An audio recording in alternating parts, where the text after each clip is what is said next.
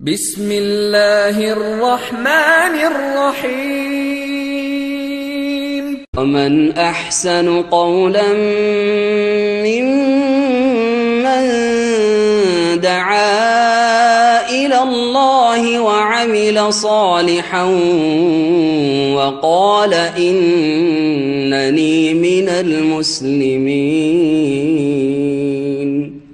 السلام عليكم ورحمة الله وبركاته.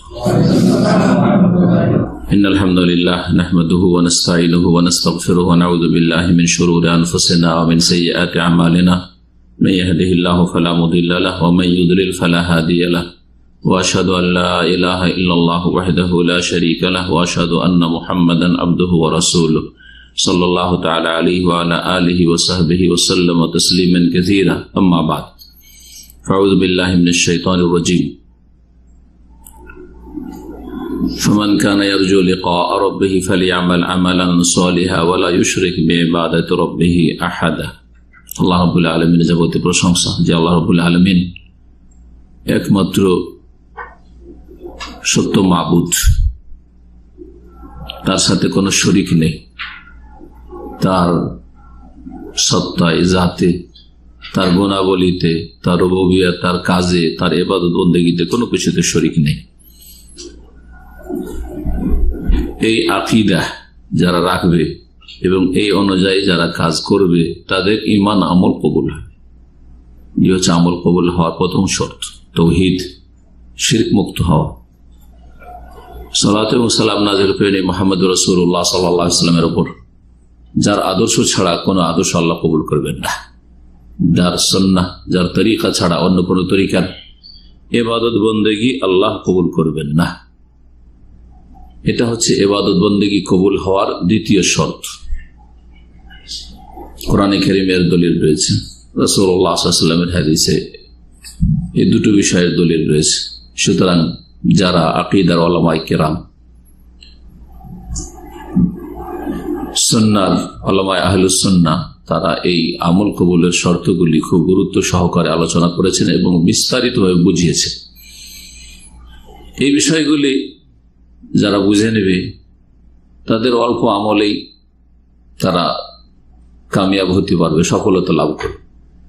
আর যারা এগুলি ঠিকভাবে বুঝলো না, তারা অনিচ্ছাকৃত অনেক সময় ভুল করবে, অথবা বোঝার পরে সেগুলিকে মানল না, অহংকার প্রদর্শন করলো, তারা ক্ষতিগ্রস্ত হবে, তাদের আমল ইবাদত বন্দেগী কবুল হবে না।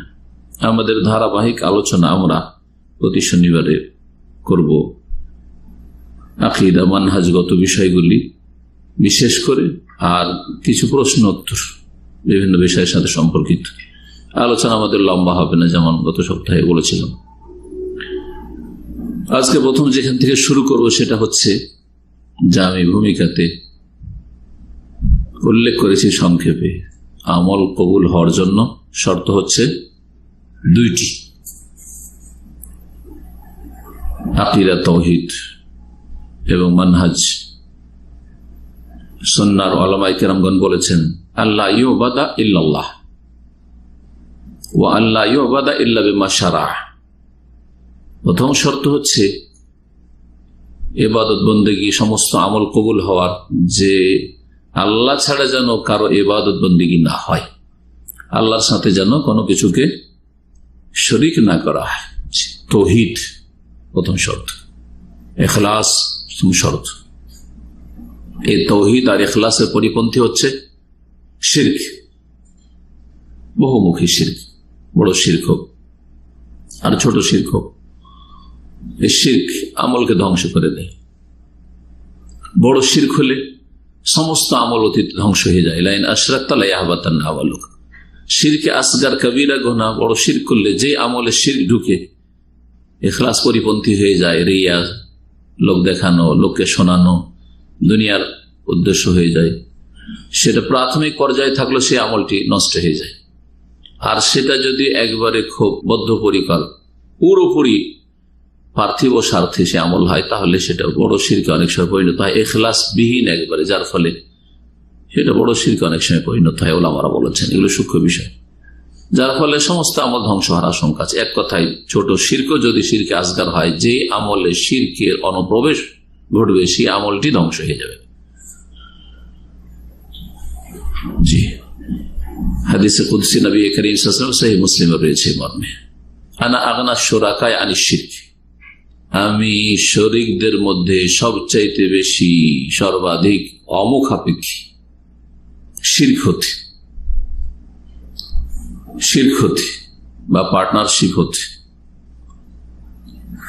ফামান আমেলা আমালান, সুতরাং কেউ যদি আমল করে, তাহলে আমল করলো, আশরাকা ফিহে মাইয়া গায়রি, আমার সাথে অন্য কাউকে শরীক স্থাপন করলো, তারাকতুহু ওয়া শিরকাহু, তাকেও অপরিত্যাগ করি আর তার শিরকি কর্মকাণ্ড আমলগুলিকেও আমি পরিত্যাগ করি, ছেড়ে দিই, কবুল করি না।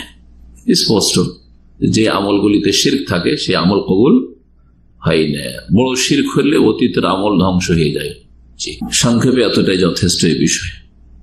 দ্বিতীয় শর্ত আমল কবুল হওয়ার, ও আল্লাহ ইউবাদা ইল্লা বিমা শারা, ইবাদত বন্দেগী করা চলবে না একমাত্র রাসূলুল্লাহ সাল্লাল্লাহু আলাইহি সাল্লামের আনিত পদ্ধতি, শরীয়ত, আদর্শ ছাড়া।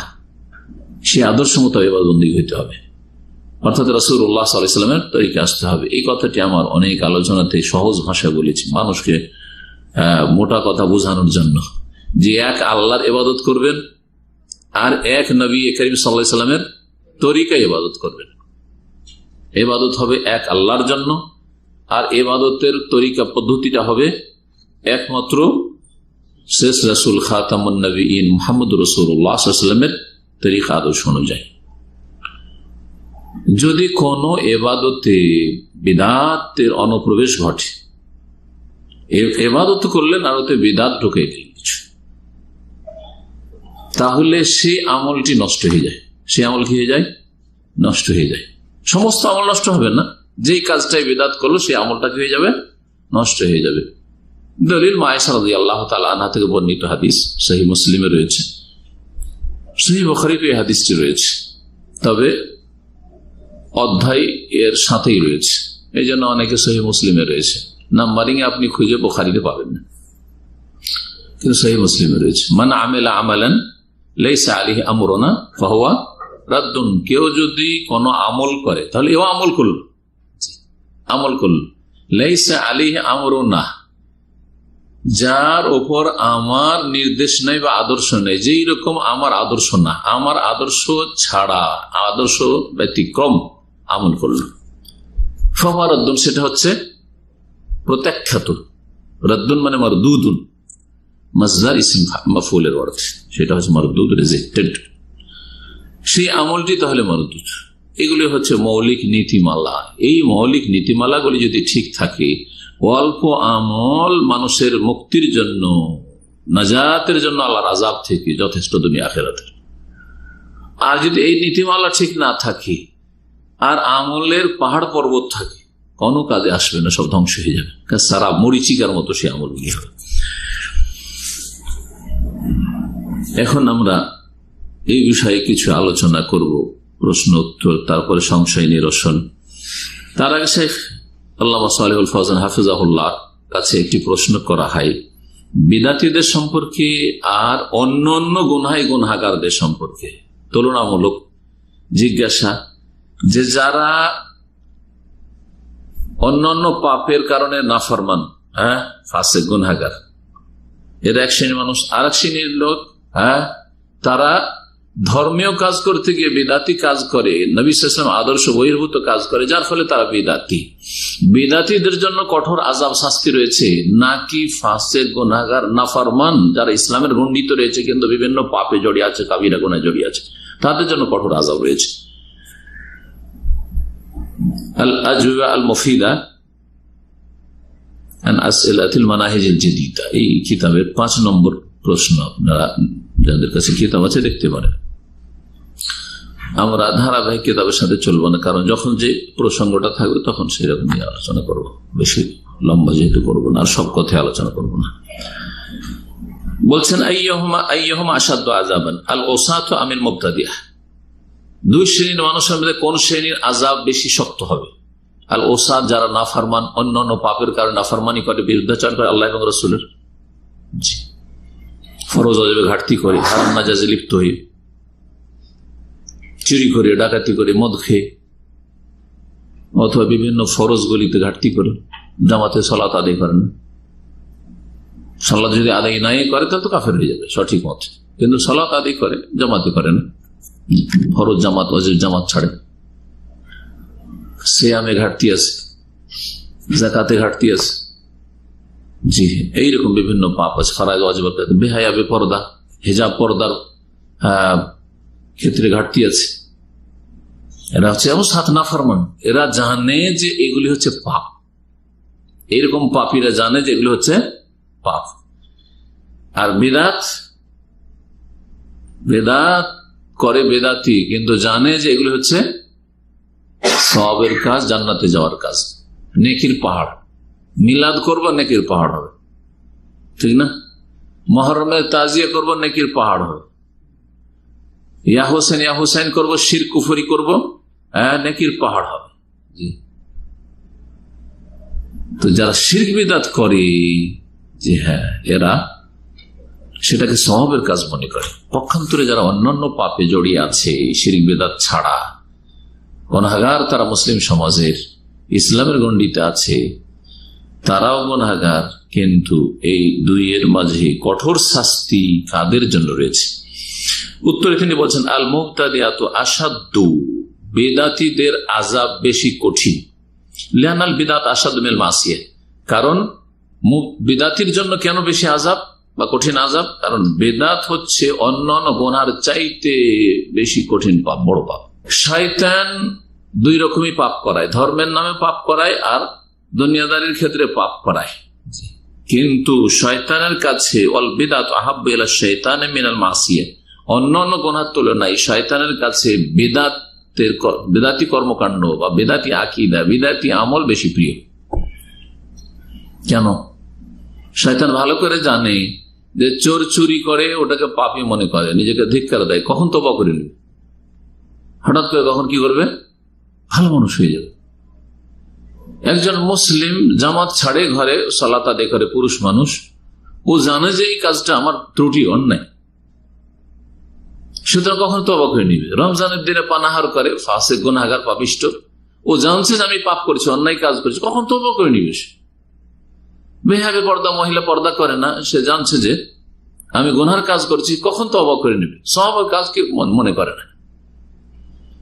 পক্ষান্তরে আম্মাল মুবতাদি ফাকালিলাম মা ইয়াতুব, বেদাতি খুব কমই তওবা করে, বেদাতির তওবা নসিব খুব কমই হয়ে থাকে। কেন তওবা নসিব হয় না? লিআন্নাহু ইয়াযুন্নু আন্নাহু আলা হক, বেদাতি মনে করে যে আমি হকপন্থী, আমরাই জান্নাতি, আমরাই মুসলিম, কবর মাজারে সিজদা করে মুসলিম, মিলাদ করে মুসলিম, জি হ্যাঁ, মানে একেবারে পাকা মুসলিম। হ্যাঁ, বেদাতি দুই রকম বেদাত, এমন বেদাত আছে যে বেদাতের কারণে ইসলাম থেকে বেরিয়ে যায়, বড় শিরকের বেদাত। আর কিছু বেদাত আছে যে মুসলিম থাকে, নিজেদেরকে হক পন্থী মনে করছে, যারা সুফিবাদে বিশ্বাসী। সুফিবাদের দুটো স্তর আছে, একটা হচ্ছে শিরক কুফরির স্তর, নিজেদেরকে পাকা মুসলিম মনে করছে শিরক কুফরি আকীদা রেখেও। আর একদল সুফি আছে যারা বিদাতি কর্মকাণ্ডে মেতে আছে, তারা নিজেদেরকে পাক্কা হক্কানি মনে করছে, আহলে হক মিডিয়া। এরা কখনো তওবা সাধারণত করে না, লিআন্নাহু ইয়াযুন্নু আন্নাহু আলা হক, কারণ বিদাতি মনে করে যে আমরা সত্যের উপর, হকের উপর আছি। বিখিলাফিল আসি, পক্ষান্তরে নাফরমান সবসময় জানে আমি কাজগুলো ভুল করছি। ফাইন্নাহু ইয়ালামু আন্নাহু আসিম, কারণ গুনাহগার জানে যে আমি গুনাহ করছি। ওয়া আন্নাহু মুরতাকিবুল লিমাসি, আর বুঝছে যে আমি অন্যায় কাজে লিপ্ত আছি। আম্মাল মুবতাদি ফাইন্নাহু ইয়ারা আন্নাহু মুতিউন, বেদাতি মনে করে যে আমি নেক কাজ করছি, নেকির কাজ, আমি আল্লাহর আনুগত্য করছি, রাসূলের আনুগত্য করছি। ওয়া আন্নাহু আলা তাআতিন, যে কাজগুলি করছি এগুলি সওয়াবের কাজ করছি। ফালিযালিকা সারাতিল বিদআত ওয়াল আয়ায বিল্লাহ শাররা মিনাল মাসিয়া, এই জন্য বিদআত হচ্ছে অন্যান্য গুনার চাইতে বেশি নিকৃষ্ট পাপ। এই জন্য বেদাতীদের থেকে সতর্ক সাবধান করেছে, বেদাতীদের সাথে সম্পর্ক রাখতে, সংসর্গে আসতে, বেদাতীদের মজলিসে বসতে কঠোরভাবে সালাফে সালেহিন, সাহাবায়ে কেরাম, তাবেঈন, তাবা তাবেঈন নিষেধ করেছে। পক্ষান্তরে গুনাহগারদের সাথে ওইভাবে নিষেধ করেননি যে ওদের সাথে বসবে না। জি, কারণ যে বসছে একজন অন্য পাপীর সাথে, ও জানছে যে এটা পাপ আর ও জানছে পাপ, এখানে রিস্কটা কম আছে। পক্ষান্তরে বিদাতের সাথে বসলে হয় কি, ও ধর্মের রং দিয়ে সেই কাজগুলি করছে, ধর্মের রঙে রঞ্জিত তার আমলগুলি, সুতরাং সেখানে প্রতারিত হওয়ার আশঙ্কা বেশি। এই জন্য সালাফে সালেহিনরা সতর্ক করেছেন বেদাতীদের সাথে উঠা বসা করতে। কারণ বেদাতীদের সাথে যারা বসে তাদের ওপর তার প্রভাব সৃষ্টি করবে, কুপ্রভাব ফেলবে। দেখেন আজকাল মুসলিম বিশ্বে যেসব বিদাতি দলের সাথে সম্পৃক্ত হয়ে গেছে, সহজে বেরিয়ে আসতে পারে না, সহজে বেরিয়ে আসতে পারে না। কখন তারা দুনিয়ার সাথে যেসব পাপে জড়িয়ে আছে সহজে হয়তো বেরিয়ে চলে আসছে, সহজে বেরিয়ে চলে আসছে। ও খাতার মুশরিদ, বেদাতীদের খাতরা, বেদাতীদের ক্ষতির দিকগুলি হচ্ছে বেশি মারাত্মক।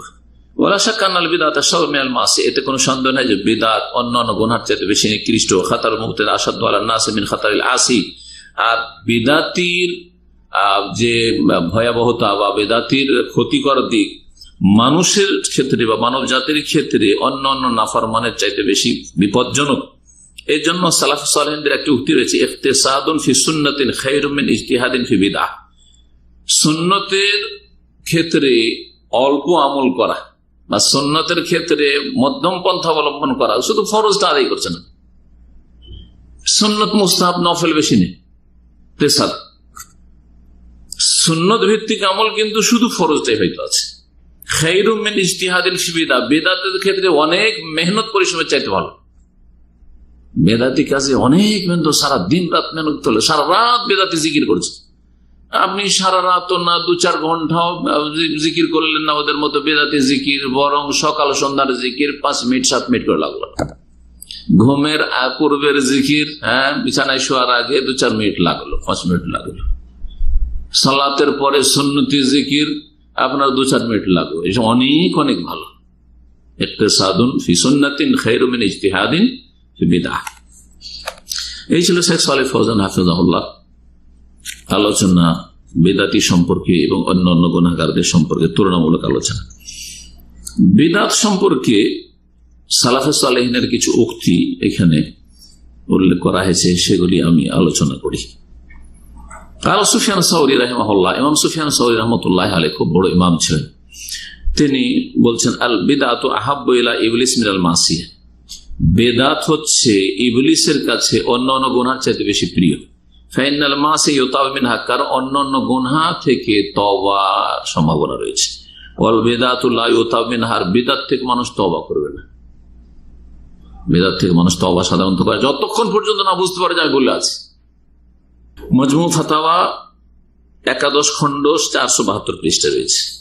সিলসিলা সহিহ আল্লামা আলবানী রাহিমাহুল্লাহ তাতে রয়েছে 1016-20 নম্বর এই হাদিস, নবী করিম সাল্লাল্লাহু আলাইহি ওয়াসাল্লামের, ইন্নাল্লাহ ইহতাজাযা তাওবাত আন সাহিবি কুল্লি বিদআহ, আল্লাহ রাব্বুল আলামিন প্রত্যেক বিদআতের থেকে তওবাকে দূরে সরিয়ে রেখেছেন, তওবাকে আড়ে রেখেছেন। অর্থাৎ বেদাতির তওবা নসিব হয় না যতক্ষণ পর্যন্ত বেদাতকে বেদাত না বুঝবে। যেমন নামাইতো পড়া যে বেদাত, এটা যতক্ষণ না বুঝবে জীবনে নামাইতো ছাড়বে। মিলাদ করা যে বিদাত, জন্মবার্ষিকী পালন করা বিদাত, যতক্ষণ না জানবে জীবনে ছাড়বে না। কারণ ও তো মনে করছে যে এগুলো জান্নাতে যাওয়ার কাজ। প্রখ্যাত তবে হাসান বসরি রাহমাতুল্লাহ আলাইহির একটি উক্তি রয়েছে মর্মে, লা তুজালিস সাহিবা বিদাতিন, বেদাতির সাথে বসিও না। সাল্লাল্লাহু আলাইহি ওয়াসাল্লাম নিষেধ করেছেন বেদাতির সাথে বসতে। সুতরাং বর্তমান যুগে যেসব বেদাতি জামাত রয়েছে, বেদাতি জামাত রয়েছে, তাদের সাথে উঠা বসা করবেন, তাদের বৈঠকে বসবেন, দেখি কি বলে। তাবলীগ জামাত এসছে, বেদাতি জামাত নিঃসন্দেহ, দেখি ওরা কি আলোচনা করেন। আমি তো ওই জামাত করি না, তাবলীগ করি না, তো বসি। নিষেধ সালাফে সালেহিন করেছে। জামাত ইসলামী, মওদুদ ইখওয়ানি জামাত বিদআতি জামাত, স্পষ্ট না বললে আজকালকার মানুষ বুঝবে না। জি, সুতরাং বলবেন আমি বসি, কিন্তু তাদের আমি কোনো কর্মী না। এই আগুন আপনাকে কখন গ্রাস করবে? কোন বিদআতির সাথে বসা জায়েজ নেই। অনেকে বিদআতি আলেমের সাথে দেখি আমি দেখা করে আসি, বেদাতি মোল্লা এসছে এলাকায়, যাই ওদের জলসা মাহফিলে যাই, তামাশা দেখতে যে আমাদের সেই আকীদার ভাইরা, না যাই নয়, ধ্বংস করবে। এইরকমই অনেক জঙ্গি মনোভাবের, খারেজি মনোভাবের কিছু বেদাতি রবিদাতি খারেজিরা, এইরকম কিছু মোল্লা হুজুর আছে, তাদের সাথে উঠা বসা করতে কি অনেক আমাদের দিনী ভাইরা ক্ষতিগ্রস্ত হয়েছে। জি, অনেক দিনী ভাইরা ক্ষতিগ্রস্ত হয়েছে।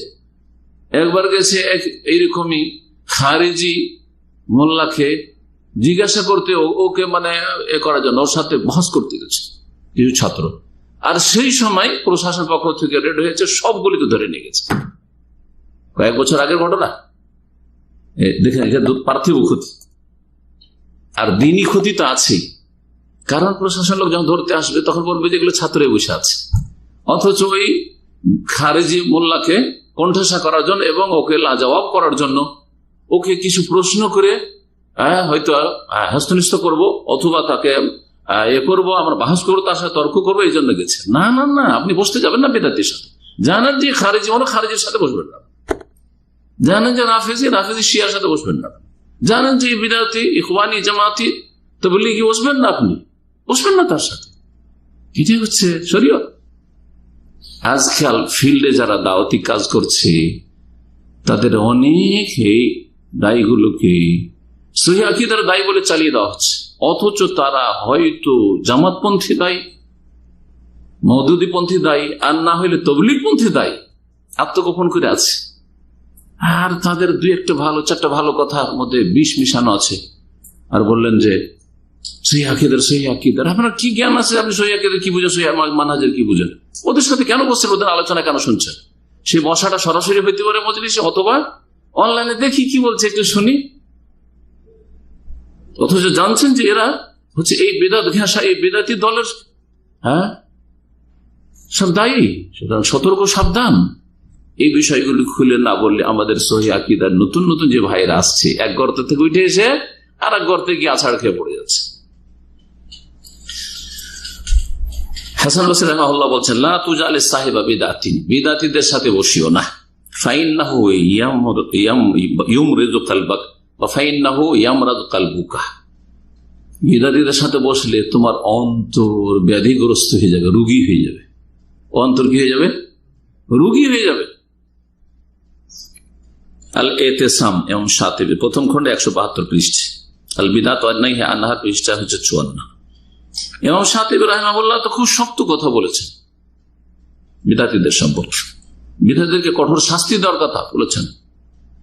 যে কোনো যুগের প্রশাসনকে, খলিফাকে, মুসলিম শাসককে যে তাদের কঠোর শাস্তি দাও, কারণ এদের অনিষ্ট হচ্ছে বড় ভয়াবহ, ধর্মের রঙে রঞ্জিত এদের কথাবার্তা। সুতরাং মানুষ বিভ্রান্তির শিকার হচ্ছে। শাইখুল ইসলাম ইবনে তাইমিয়া রাহিমাহুল্লাহর উক্তি দিয়ে শেষ করছি বিষয়টি, বিদাত এবং বিদাতীদের ভয়াবহতা। ইয়াকুলু শাইখুল ইসলাম ইবনে তাইমিয়া রাহিমাহুল্লাহ ফি খাতারে আহলিল বিদআহ, বিদাতীদের ভয়াবহতা সম্পর্কে এবং এরা যে বড় বিপজ্জনক মুসলিম উম্মার জন্য, এই সম্পর্কে সতর্ক করতে গিয়ে বলেন, ওয়ালাউল্লাহ মান ইয়াকিমুহুল্লাহু লিদাফই দারারি হাউলাই ইয়ানি আহলাল বিদআহ লাফাসাদাদ দ্বীন। যদি আল্লাহ রাব্বুল আলামিন বিদাতীদের অনিষ্ট প্রতিরোধ করার জন্য, বিদাতীদের শার অনিষ্ট দূর করার জন্য আল্লাহ যদি কিছু এমন আলেম ওলামায় হোক অথবা মুসলিম শাসক হোক আহলে সুন্নাহ, তাদেরকে না নিযুক্ত করতেন এসব কাজে, লাফাসাদাদ দ্বীন, তাহলে দিন ধ্বংস হয়ে যেত, সহি দিন ধ্বংস হয়ে যেত। সহি আকীদার আলেম ওলামাদের মেহনত, আইম্মায়ে কেরামদের, আর তার সাথে সাথে মুসলিম আহলে সুন্নাহর উলামায়ে কেরাম যারা আহলে সুন্নাহর শাসক, তাদের যে আল্লাহ রাব্বুল আলামিন পার্থিব ক্ষমতা দিয়েছেন সুলতান, এই দুটো যদি না থাকতো লাফাসাদ, ওয়া কানা ফাসাদু আযম মিন ফাসাদ ইস্তিলাইল আদু মিন আহলিল আরদ। আর এই বিপর্যয় যে মুসলিম উম্মার বিপর্যয় নেমে আসতো বিদাতীদের কারণে, এটা কোন মুসলিম দেশে কাফেরদের আধিপত্য কায়েম হলে বা কাফেররা যদি দখল করে নিত কোন মুসলিম দেশ, তাতে যে অনিষ্ট রয়েছে, ক্ষয়ক্ষতি রয়েছে, তার চাইতে বেশি মারাত্মক। কাফের যদি কোনো দেশ দখল করে নেয় তাহলে সেখানে শাসন ক্ষমতা দখল করলো, কিন্তু মানুষের আকীদা নষ্ট সহজ করতে পারবে না। জি, বোঝা গেছে কিনা? কিন্তু বিদাতি আলেম সমাজকে যদি প্রতিরোধ না করা হয়, আর তাদেরকে যদি নির্মূল না করা হয় মুসলিম শাসক আহলে সুন্নাতের শাসকদের মাধ্যমে আর কোরআন সুন্নাহ আলেম ওলামাদের মাধ্যমে, তাহলে এরা মানুষের অন্তরে অন্তরে ঢুকে পড়েছে, এদের বদাকিদা। وكان فساد اعظم من فساد استيلاء العدو من اهل الحرب فان هؤلاء يستولوا لم يفسدوا القلوب। কারণ কাফের শাসক যদি কোথাও আধিপত্য কায়েম করে, তাহলে তারা অন্তরের উপর আধিপত্য কায়েম করতে পারে না, মানুষের অন্তরের উপর রাজত্ব করতে পারে না। ওমা ফিহা মিনাদ দ্বীন ইল্লা তাবান। জি, আম্মা আর যেটুকু কাফেররা ধর্ম নিয়ে এসছে আর আসলে সে দুনিয়ার গরজে, সুতরাং সেখানে ওই রকমের প্রভাব সৃষ্টি করতে পারবে না। ক্ষতি অবশ্যই আছে, কিন্তু তুলনামূলক বলছে। আম্মা উলাইকাল মুবতাদিয়া ফাহুম ইউফসিদুনাল কুলুবা ইবতিদান। আর বেদাতি আলেম সমাজ, বেদাতি সংগঠনগুলি, বেদাতি যারা দোয়াতু দলাল গুমরাহ দায়ী বিভিন্ন ফিরকার, এরা মানুষের অন্তরে বিপর্যয় সৃষ্টি করবে, অন্তরকে ধ্বংস করে দেবে বদআকিদা দিয়ে। শুরুতে প্রথমখানে মজমুল ফাতাওয়া 28তম খণ্ড 232 পৃষ্ঠা। এখানে আজকে এই মানহাজ সম্পর্কে কিছু কথা বললাম, আর বিদআত সম্পর্কে বিশেষ করে বিদআত সম্পর্কে আলোচনা চলছে। আর দুই একটি সংশয় নিরসন করব, আগে একটি প্রশ্ন উত্তর দেব। একটি বিষয় আমি এর আগে আলোচনা করেছি কোন এক আলোচনায়, যাতে বলেছি যে এই যে নীতিমালাগুলো শুনলেন, যদি বড় শিরক থাকে কারো আকীদা আমলে, তাহলে অতীতের সমস্ত ধ্বংস হবে। ছোট শিরক যদি থাকে অথবা বিদআত থাকে, তাহলে যে আমলে ছোট শিরক থাকবে, বিদআত থাকবে, সে আমল ধ্বংস হয়ে যাবে, নষ্ট হয়ে যাবে। এটা হচ্ছে আহলে সুন্নাত ওয়াল জামাতের আইম্মায়ে কেরাম, আইম্মায়ে আরবা, আবু হানিফা, শাফিঈ, মালিক, সবারই এটাই হচ্ছে আকীদা মানহাজ। এটা হচ্ছে সালাফে সালেহিন আকীদা মানহাজ, সাহাবায়ে কেরাম, তাবেঈন, তাবা তাবেঈনের।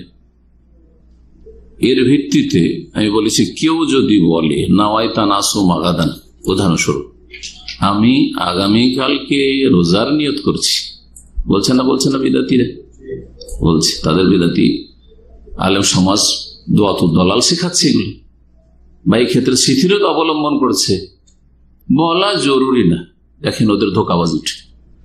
নিয়ত সম্পর্কে যদি জিজ্ঞেস করে, ওদের মধ্যে যারা ভালো বিদাতি আলেম সমাজে যারা ভালো, কি বলে জানেন? বলে যে নিয়ত পড়া জরুরি না, জায়েজ না বলবে না, বিদআত বলবে না, কি বলবে? জরুরি না। এর অর্থ কি বেরোয়? ওদের যারা পাকা বিদআতি, তারা বলে নিয়ত পড়তে হবে, ঠিক না? নিয়ত পড়া ফরজ বলুক আর মুস্তাহাব বলুক, যেটা নিয়ত কি করতে হবে? পড়তে হবে। আর ওদের মধ্যে যারা একটু নিজেদেরকে মনে করে যে আমরা সহিহ আকীদায় চলে এসেছি, কিন্তু সহিহ আকীদার নয় এগুলো, তারা বলে যে নিয়ত পড়া জরুরি না। জরুরি না মানে কি? ফরজ নয়, তাই না? জায়েজ কিনা? মুস্তাহাব হতে পারে কিনা? মুস্তাহাবটাও তো জরুরি না, তো মুস্তাহাব হতে পারে কিনা? সুতরাং এই বক্তব্য যখন শুনবে জনগণ, তখন নিয়ত পড়া কখনো ছাড়বে না। এতটা শুধু মডিফাইড হবে যে এটা ফরজ নাই নিয়ত পড়া। হ্যাঁ, নিয়ত অন্তরে করাটা ফরজ, আর নিয়ত পড়াটা জরুরি না, তবে করলে করা যেতে পারে বা করা ভালো, ঠিক কিনা? তাহলে বেদাতিকে বেদাতি রেখে দিল। বেদাতিকে কি করলো? বেদাতি করে রেখে দিল। এই কাজটাই করেছে। নাম নিতে চাই না, যাকে আজকাল আল্লামা আল্লামা বলা হচ্ছে বাংলাদেশ, তার একটা বক্তব্য আমি নিজে কানে শুনেছি। জিজ্ঞাসা করছে প্রশ্নকারী যে নিয়ত পড়া কি ইসলামে পড়তে হবে? বলছে নিয়ত পড়া জরুরি না। এটা তার উত্তর। এটা হচ্ছে ওদের মধ্যে যারা একটু ভালো, তারা কিভাবে বেদাত ছড়াচ্ছে মানুষের অজান্তে মুসলিম সমাজ, আর বেদাতি কি বেদাতি রেখে দিচ্ছে। আমি যখন এই আলোচনায় বললাম যে কেউ যদি বলে আমি আগামীকালকে রোজার নিয়ত করছি, তো তার রোজা হবে না, তো এই আমার বক্তব্যটা কে রেখে কেউ প্রশ্ন করছে যে কেউ যদি আমি আগামীকালকে নিয়ত করছি রোজার, এটা বলে তো নাকি রোজা হবে না? বলছে না, রোজা হবে। কি বলছে? রোজা হবে। কেন রোজা হবে? জি হ্যাঁ, ওর যুক্তি হচ্ছে ওই তওবার হাদিস। যুক্তি হচ্ছে কি? তওবার হাদিস। তওবা করলে আল্লাহ কি হন? খুব খুশি হন, তাই না? এই হাদিস। হাদিস আপনাদেরকে শুনেছি, সহিহ মুসলিমের 4932 নম্বর হাদিস। এবং হাদিস থেকে যে এই বিদাতি বক্তার বা বেদাতি মুফতির পদস্খলন ঘটেছে, হ্যাঁ, গুমরাহি হয়েছে, এটা আজকে স্পষ্ট করি। বলছে রাসূলুল্লাহ সাল্লাল্লাহু আশাদ্দু ফারাহান বিতওবাতি আবদিহি, আল্লাহ তার বান্দার তওবাতে অধিক খুশি হন। হিনা ইয়াতুবু ইলাইহি, যখন আল্লাহর কাছে তওবা করে। কার চাইতে বেশি খুশি হন? হ্যাঁ, কার চাইতে বেশি খুশি হন, কার চাইতে অধিক খুশি হন?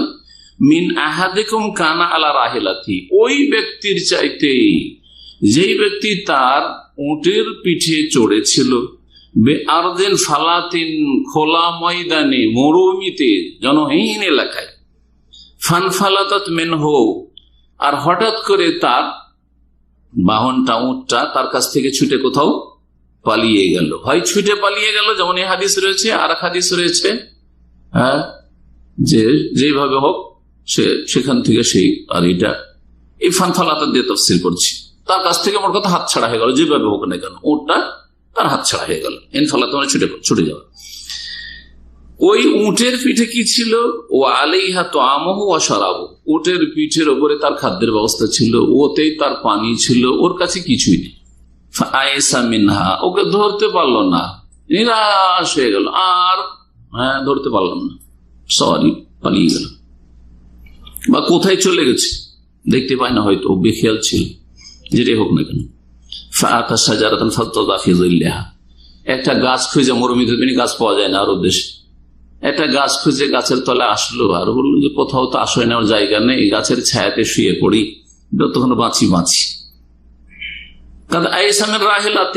তার এই বাহন উটনি থেকে শিখিয়ে নিরাশ হয়ে গেছিল। এইরকম অবস্থা, তাকে ঘুম চলে এসছে। এইখানে সংক্ষেপ করে দিচ্ছে, আসলে ঘুমিয়ে পড়েছে, ক্লান্ত অবস্থা। কি হয়েছে? ক্লান্ত, পরিশ্রান্ত, একবারে ঘুমিয়ে পড়েছে। ওই ঘুমিয়ে আছে, হঠাৎ করে ঘুম ভাঙছে কিছুক্ষণ পরে। আর জানছে যে মত নিশ্চিত, যতক্ষণ বেঁচে আছে তারপরে মরে যাবো, আর তো উপায় নেই, পানিও নেই, কিছু নেই, আর এদিক ওদিক কোথাও যেতেও পারবো না, মরুভূমিতে বালিতে নামলে মরে যাব। এই অবস্থায় ছিল। হঠাৎ করে ঘুম ভাঙলে দেখে যে মাথার কাছে এসে উটনিটা দাঁড়িয়ে আছে, মাথার কাছে উটনিটা এসে দাঁড়িয়ে আছে। হঠাৎ করে উটের লাগামটা ধরলো। সুম্মা কাল মিন শিদ্দাতিল ফারাহ, এত খুশি হয়েছে, মরে যাওয়া অবস্থায় আবার নতুন করে প্রাণ ফিরে আসলো। কত মানুষের খুশি হয়, তাই না? খুশি হয়, খুশিতে মানুষ দিশেহারা হয়ে যায়। খুশিতে অনেক সময় মানুষ কি হয়ে যায়? দিশেহারা। খুশিতে মানুষ কাঁদতে লাগে, বেশি খুশি হইলে কাঁদতে লাগে, বেশি খুশি হইলে মানুষ হুঁশ হারা, দিশেহারা, কি বলছে কি করছে ও হুঁশ নেই তার, এরকম হয়ে যায়। এই ব্যক্তি ওই রকম হুঁশ হারা হয়ে অনিচ্ছাকৃত বলেছে আল্লাহুম্মা আনতা আবদি, আল্লাহর শুকরিয়া করতে গিয়ে বলছে আল্লাহুম্মা আনতা আবদি ওয়া আনা রাব্বুকা, হে আল্লাহ, হে আল্লাহ, আল্লাহুম্মা আনতা আবদি, তুমি আমার বান্দা, তুমি আমার বান্দা, ওয়া আনা রাব্বুকা, আমি তোমার রব, আমি তোমার মালিক। কথাটা কুফরি কিনা? বড় কুফরি না? কথাটা ফেরাউনের কথা কিনা? কথা তো মারাত্মক। কিন্তু নবী সাল্লাল্লাহু আলাইহি ওয়াসাল্লাম আখতা মিন শিদ্দাতিল ফারাহি, প্রচন্ড খুশির তাড়নায় সে ভুল করে ফেলেছে অনিচ্ছাকৃত, ঠিক না? এখন এখান থেকে সে যুক্তি পেশ করে এই বিদাতি হুজুর কি করেছে, সহিহ আকীদার দাবিদার বলছে যে যেখানে আনতা আবদি, হে আল্লাহ তুমি আমার বান্দা বলে কাফের মুশরিক হলো না সে, হ্যাঁ, আল্লাহ খুশি হলেন বড়, হ্যাঁ, আল্লাহ মানুষের তওবাতে এত খুশি হন, এটার সাথে তুলনা করা হয়েছে, কিন্তু একে কাফের বলা হয়নি, তাই না? একে কাফের বলা হয়নি যে তুমি বড় কাফের হয়ে গেলে, এই কথা বলা হয়নি। তো বড় কুফরি কথা বলে যখন বড় কুফরি হইল না, তো কেউ যদি নাওয়াই তানাসুমা গাদান, মানে আগামীকালকে রোজা রাখছি অথচ রোজাটা আজকের, তাহলে রোজা কেন নষ্ট হবে? বুঝতে পারছি তো? আগামীকালকে রোজা রাখছি অথচ রোজা আজকে রাখছি, কেন? সহুর করছে রাত্রে, সন্ধ্যাবেলা চাঁদ উঠেছে, তো রোজা তো আলিয়মের, টুডে, আজকের, কিন্তু রোজা গাদা না, নাওয়াই তানাসুমা গাদার, প্রতিদিন বলছে আগামীকালকে, আগামীকালকে, আগামীকালকে, বলছে না? বলছে না? এই বিদাতি গদবাঁধা নিয়তে আগামীকালকে রোজা, তো বলছে যে না না না, ওর রোজা হয়ে যাবে, কারণ সে তার বলাটা আর এই লোকের বলাটা একই। এই লোকের বলাতে যেমন কুফরি হইল, কাফের হইল না, ঠিক তেমনি যে নাওয়াইতা নাসুমা গাদান প্রতিদিন বলছে আগামীকালকে রোজা রাখবো, সেই ব্যক্তির আমল নষ্ট হবে না, কবুল হবে, তার রোজা কবুল হবে। বুঝতে পারছো যুক্তিটা? এর খণ্ডন দুই দিক থেকে করছি। প্রথম কথা, এই লোকটি যে বলেছে হে আল্লাহ তুমি আমার বান্দা, সে ইচ্ছাকৃত বলেছে না অনিচ্ছাকৃত? অনিচ্ছাকৃত, ঠিক না? আর যে প্রতিদিন বলছে নাওয়াইতা নাসুমা গাদান আগামীকালকে রোজা নিয়ত করছি, সে ইচ্ছা করে বলছে অনিচ্ছাকৃত বলছে? ইচ্ছা করে বলছে। পার্থক্য হয়ে গেল। তাই দুই নম্বর পার্থক্য, এই লোকটি যে বলেছে হে আল্লাহ তুমি আমার বান্দা, সে একবার বলেছে না বহুবার বলেছে? 30 বার বলেছে। আর বিদাতি 30 রোজাতে 30 বার বলে নাওয়াইতা নাসুমা গাদান, নাওয়াইতা নাসুমা গাদান, প্রতিদিন সাহারির সময় কি বলে? নাওয়াইতা নাসুমা। দ্বিতীয় পার্থক্য হলো না? এই কথাটি প্রতিদিন সে বলছে, ঠিক না? বলবে যে ও তো বুঝে না, আরবি বুঝে না, তো ইসলাম না বুঝে পালন করা জায়েজ তার না? ইসলাম বুঝতে হবে তাকে যে আমি কি বলছি, অবশ্যই বুঝতে হবে যে আমি কি বলছি। দিন শিখা ফরজ, এতটা শিখা ফরজ, অবশ্যই ফরজ। কথা বোঝা গেছে না? একটা পার্থক্য হল। এটা তো একটা পয়েন্ট ছিল, একটা দিক ছিল যে কেউ যদি আগামীকাল আমি রোজার নিয়ত করেছি তো তার রোজা নষ্ট হবে, এটা হচ্ছে আমার কথা, আমি বলেছি। এর একটা যুক্তি এটা পেশ করেছি। কি যুক্তি? যে যেহেতু সে প্রতিদিন রোজা রাখছে আজকের, আর মুখে বলছে নিয়ত যে আমি নিয়ত করছি কিসের? আগামীকালকের, তো আজকের রোজাই হইল না তার, সুতরাং রোজা হবে না। এই ক্ষেত্রে যে সংশয় তুলেছে সেই সংশয় তাহলে অসার, ঠিক না? এই যুক্তি দলিল তার ঠিক নয়। দুই নম্বর, এই রোজা নষ্ট হওয়ার কারণ সেটা তো ওখানে আমি বলিনি, আজকে বলি। অন্য আলোচনা তো রয়েছে, কিন্তু ওই প্রসঙ্গে হয়তো বলিনি। অনেক সময় স্বল্পতার জন্য চারিদিক থেকে বিস্তারিত বলা হয় না। আর একটা দিক রয়েছে, মানুষ বিদাতে আমল করলে তার আমলটা কবুল হয় না। রোজা শুরু করছে, সিয়াম শুরু করছে সুহুর দি, আর বলছে নাওয়াইতা নাসুমা গাদান, তাহলে রোজার মধ্যে বেদাত ঢুকলো না? রোজা হচ্ছে ইবাদত, ঠিক না? আর রোজাতে বেদাত ঢুকলো না? আর যে কোনো এবাদতে যদি আমলে বেদাতে অনুপ্রবেশ ঘটে, বেদাত ঢুকে, তাহলে সেই আমল কবুল হবে না। হাদিস একটু আগে বললাম, মান আমেলা আমালান লাইসা আলাইহি আমরুনা ফাহুয়া রাদ্দুন। এক ব্যক্তি রোজা রাখলো আর নাওয়াইতা নাসুমা গাদান বললো, যেটা নবী সাল্লাল্লাহু আলাইহি ওয়াসাল্লামের আমর নয়, নবী সাল্লাল্লাহু আলাইহি ওয়াসাল্লামের আদর্শ নয়, সুতরাং সেই রোজা হচ্ছে প্রত্যাখ্যাত। তাহলে দুটি কারণে রোজা প্রত্যাখ্যাত, দুটি কারণে রোজা প্রত্যাখ্যাত। প্রথম কথা, রোজা রাখছে আজকের আর প্রতিদিন বলছে আগামীকালকের, একদিন অনিচ্ছাকৃত, আর সারা জীবন অনিচ্ছাকৃত আপনার। আর শুধু একটা মাস নয়, সারা জীবন প্রতি বছর রোজা রাখছে। ফরজ রোজা রাখলো এরকম, নফল রোজা রাখলো এরকম, আশুরা রোজা রাখলো এরকম, আরাফা রোজা রাখলো এরকম, সাহারি খেলে নাওয়াইতা নাসুমা গাদান। আর দলিলে পেশ করবেন এটা কিভাবে বেদাত ছড়াতে চাইছেন আর মুসলিম সমাজকে ধোঁকা দিতে চাইছেন। কথা বুঝতে পারছেন? জি, আশা করি এই বিষয়টি স্পষ্ট হয়েছে। আর একটি কথা এখানে পয়েন্ট উল্লেখ করা জরুরি, সেটা হচ্ছে দেখেন, একবার কেউ যদি ভুল করে আর সেটা সাগীরা হয়, তাহলে সাগীরাই থাকবে। সাগীরা গুনাহ যদি হয় আর একবার ভুল করে, তাহলে কি হবে? সেটা ছোট গুনাহ হবে, সাগীরা গুনাহ হবে। কিন্তু সাগীরা গুনাহ যদি বারবার করতে থাকে তাহলে কাবীরা হয়ে যাবে। যেই ব্যক্তি একবার ধরেন ভুল করলো, তার একবার ভুল, আল্লাহ আনতা রাব্বি বলে দিচ্ছে, আনতা আবদি, হে আল্লাহ তুমি আমার বান্দা, একবার ভুল করেছো, তার তো অনিচ্ছাকৃত, সেটা অবশ্য কাবীরা। যদি সাগীরা হইতো তাহলে কি হইতো? সাগীরা হলে ছোটই থাকতো সেটা একবার। কিন্তু যেই ব্যক্তি প্রতিদিন বলছে নাওয়াইতা নাসুমা গাদান, যদি ধরে নিজে এই ভুলটা সাগীরা, এই বেদাতটাকে সাগীরা গুনাহই যদি ধরি, বেদাত অবশ্য কাবীরা গুনাহ, কিন্তু বেদাত যদি সাগীরা গুনাহই ধরে নি, একদিন করলে, জীবনে কেউ একদিন যদি রোজাতে বলে নাওয়াইতা নাসুমা গাদান, তো ধরে নিলাম সাগীরা, কিন্তু প্রতিদিন বললে সেটা কি হয়ে যাবে? কাবীরা হয়ে যাবে।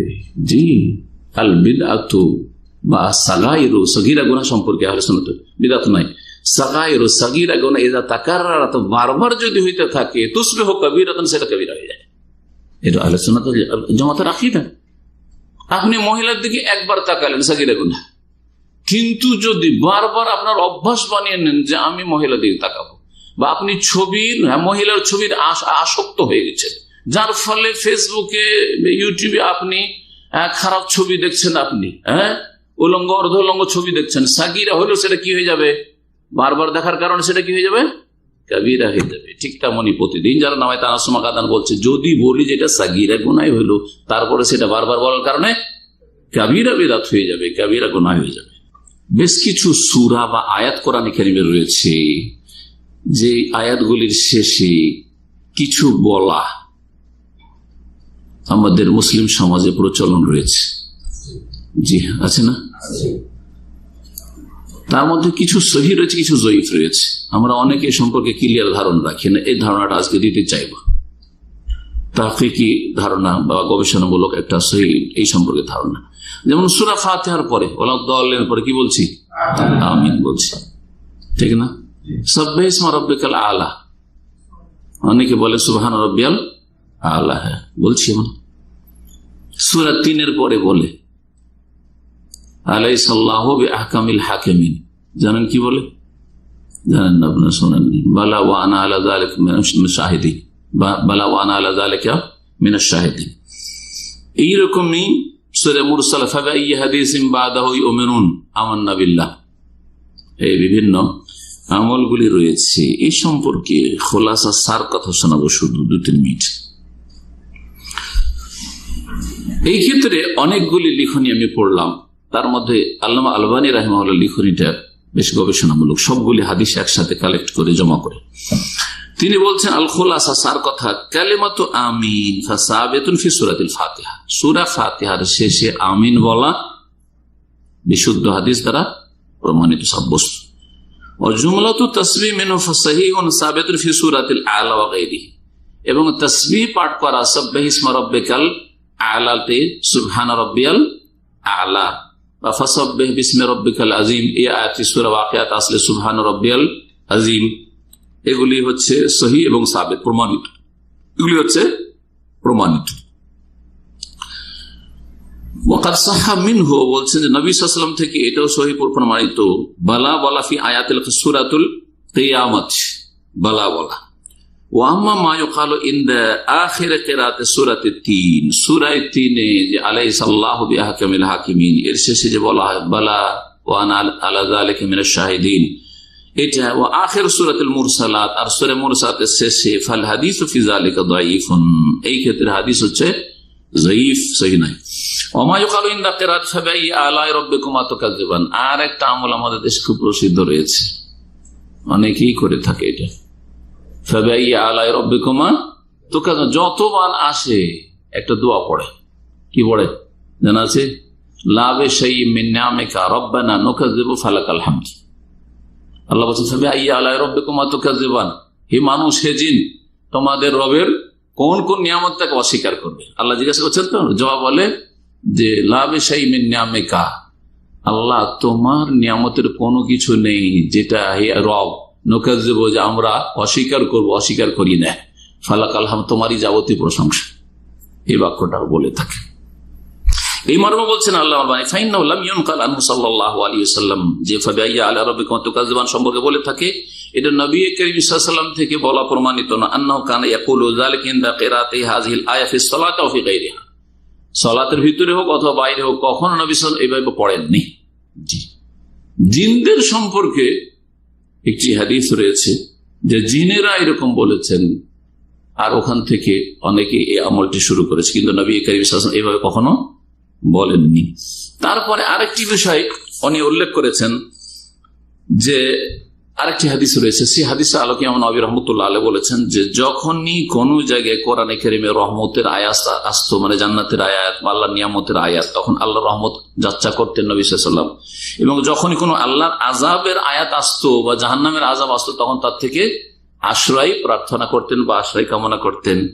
জি, তো এই সম্পর্কে বলছেন আল্লামা আলবানী যে ইন্নামা ওয়ারাদা ফি সালাতিল লাইল, এটা তাহাজ্জুদের সালাতে প্রমাণিত নবী সাল্লাল্লাহু আলাইহি ওয়াসাল্লাম থেকে। কিন্তু আমাদের সমাজে অনেকে এটা ফরজে আমল করে, ফরজে আর জরুরি সাব্বিহ ইসমা রাব্বিকাল আলা সুবহান রাব্বিয়াল আলা। জি, আলাইসাল্লাহু বিআহকামিল হাকিম বালা ওয়া আনা আলা যালিকা মিনাশ শাহিদিন, যেমন আমিন জোরে বলে, এরকম অনেকে বলে। এই আমলগুলি ভুল, সহিহ নয়, এখানে আজকের আলোচনা শেষ করছি। ওসল্লাল্লাহু আলা নবিয়িনা মুহাম্মদ ওয়া আলা আলিহি ওয়া সাহবিহি আজমাইন। يا إله الكون يا المولى العظيم يا كريما منه قرآن كريم